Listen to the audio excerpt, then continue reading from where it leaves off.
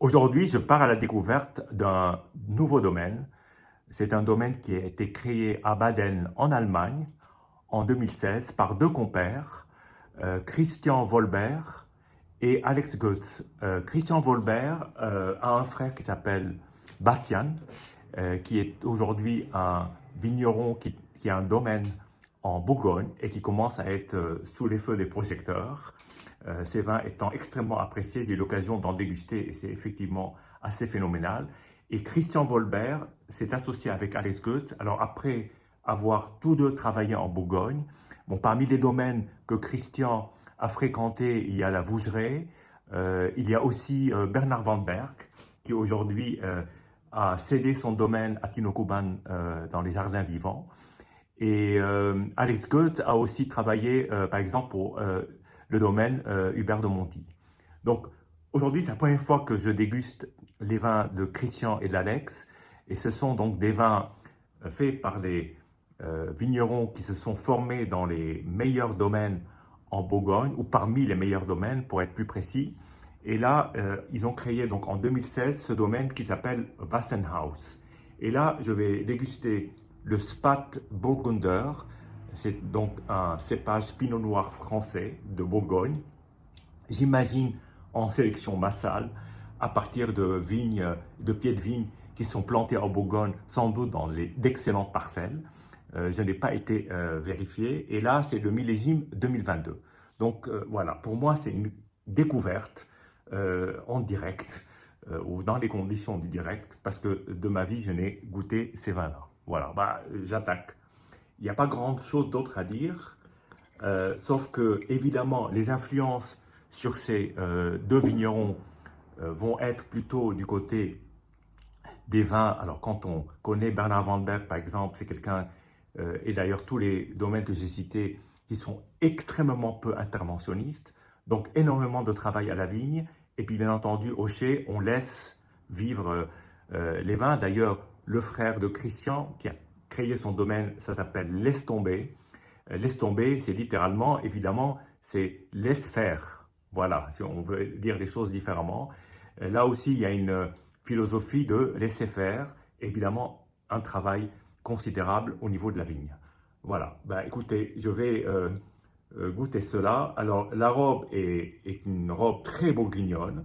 Ça ressemble aux vins de Bourgogne qui sont peu extraits, donc avec une macération sans doute très douce et probablement peut-être de l'infusion avec les pots.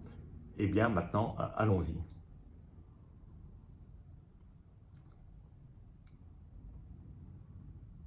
Le nez est très beau, très très beau.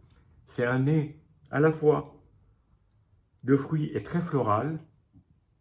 On retrouve des caractéristiques de certains Bourgognes que j'aime bien, c'est-à-dire nez de fruits rouges et de rose floral.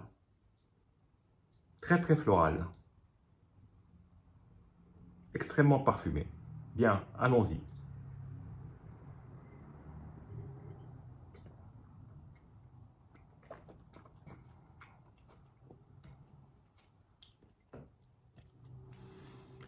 C'est superbe, c'est vraiment superbe. On est vraiment sur l'expression du fruit très pur, très très pur. Je l'ai aéré pendant 2 heures, je l'ai laissé reprendre contact avec le milieu ambiant et l'oxygène. Il est à température de 16-17 degrés, entre 16 et 18, peut-être 17, qui lui donne en fait, qui lui permet d'exhaler tous ces fruits sans qu'il y ait une chaleur excessive. Au contraire, c'est évidemment frais et comme c'est énormément sur le fruit, c'est d'une grande pureté, c'est d'une grande définition, c'est très gourmand dans le même temps et c'est un vin qui vraiment donne énormément de plaisir.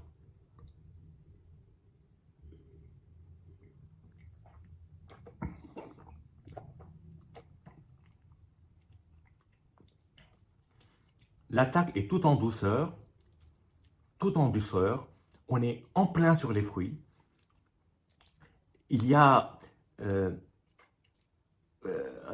léger goût de terre sèche mais de terre sèche et en même temps côté floral rose qui vient donner de l'harmonie à ce vin et une très belle acidité, des tanins extrêmement discrets, très fins. C'est un vin tout en rondeur et tout en fruits et ça donne, je trouve, énormément de parfum à tout cet ensemble-là qui est harmonieux, délicat et un vin qui irait très bien avec un repas mais qui peut très bien se déguster tout seul, comme ça, même en apéritif. Une dernière gorgée pour essayer de percevoir peut-être des choses complémentaires.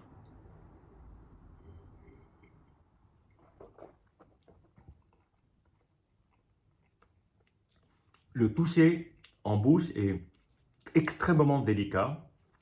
Il y a ce côté que je pourrais qualifier euh, de lumineux dans ce vin, d'une grande clarté, d'une grande précision, d'une grande rectitude et d'un grand plaisir gourmand et fin à la fois.